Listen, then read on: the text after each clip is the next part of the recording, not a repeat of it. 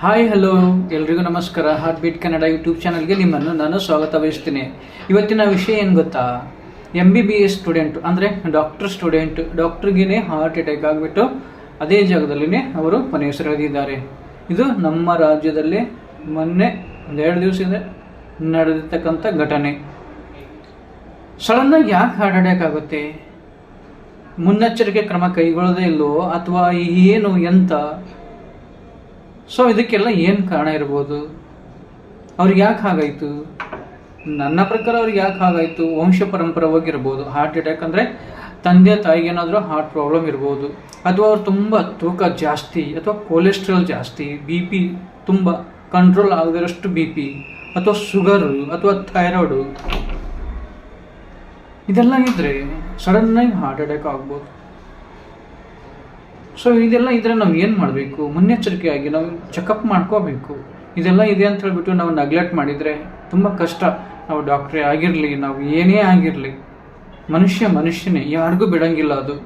So ಪಾಪ ಅವರು ಬಡತನದಲ್ಲಿ ಇದ್ದವರು ಡಾಕ್ಟ್ರೇ ಓದ್ತಾ ಇದ್ರು, MBBS ಓದ್ತಿದ್ರು. ತಂದೆ ತಾಯಿ ತುಂಬ ಖರ್ಚು ಮಾಡಿಬಿಟ್ಟು ಅವ್ರಿಗೆ MBBS ಸೀಟ್ ಕೊಡಿಸ್ಬಿಟ್ಟು ಖುಷಿಯಾಗಿದ್ರು, ನನ್ನ ಮಗ ಡಾಕ್ಟರ್ ಆಗ್ತಾರೆ ಅಂತ ಹೇಳ್ಬಿಟ್ಟು. ಆದರೆ ವಿಧಿಯ ಆಟನೇ ಬೇರೆ ಇತ್ತು.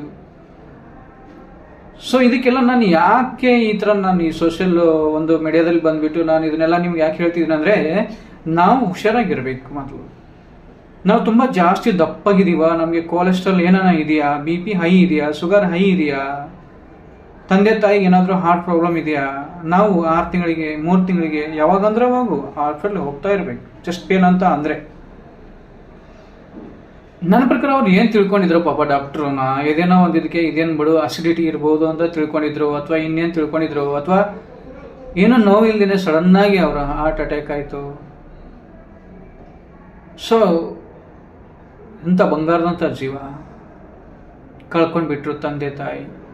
ಕನಸೆಲ್ಲ ನುಚ್ಚು ನೂರಾಯಿತು ತಂದೆ ತಾಯಿದು. MBBS ಸೀಟು ಹೋಯಿತು, ಮಗನ್ನೂ ಕಳ್ಕೊಂಡ್ರು, ದುಡ್ಡಿಗೆ ದುಡ್ಡು ಹೋಯಿತು.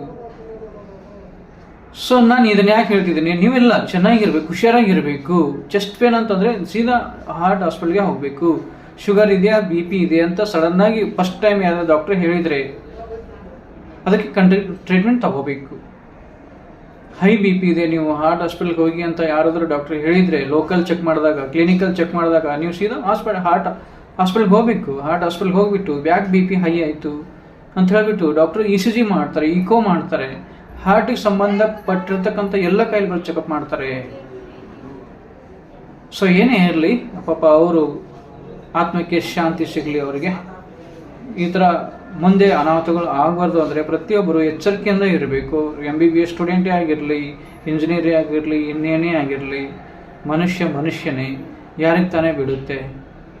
ನೀವೆಲ್ಲ ಚೆನ್ನಾಗಿದ್ದೀರಾ ಅಂದ್ಕೊಂಡಿದ್ದೀನಿ. ಈ ಥರ ಏನಾದರೂ ಕಂಪ್ಲೇಂಟ್ಸ್ ಇದ್ದರೆ, ಚೆಸ್ಟ್ ಪೇನ್ ಆಗಲಿ, ಮತ್ತೇನು ತುಂಬ ಉಸಿರಾಡೋ ಕಷ್ಟ ಆಗಲಿ, ಬೆವರು ಬಿರೋದಾಗಲಿ, ಈ ಥರ ಏನಾರು ಇದ್ದರೆ ಸಡನ್ನಾಗಿ ನೀವು ಹಾರ್ಟ್ ಹಾಸ್ಪಿಟಲ್ಗೆ ಹೋಗ್ಬಿಟ್ಟು ಟ್ರೀಟ್ಮೆಂಟ್ ತಗೊಳ್ಳಿ. ಎಲ್ಲರೂ ಚೆನ್ನಾಗಿದ್ದೀರಾ ಅಂದ್ಕೊಂಡಿದ್ದೀನಿ. ಮತ್ತೆ ಮುಂದಿನ ವಿಡಿಯೋದಲ್ಲಿ ಸಿಗ್ತೀನಿ. ಅಲ್ಲಿವರೆಗೂ ಎಲ್ರಿಗೂ ನಮಸ್ಕಾರ.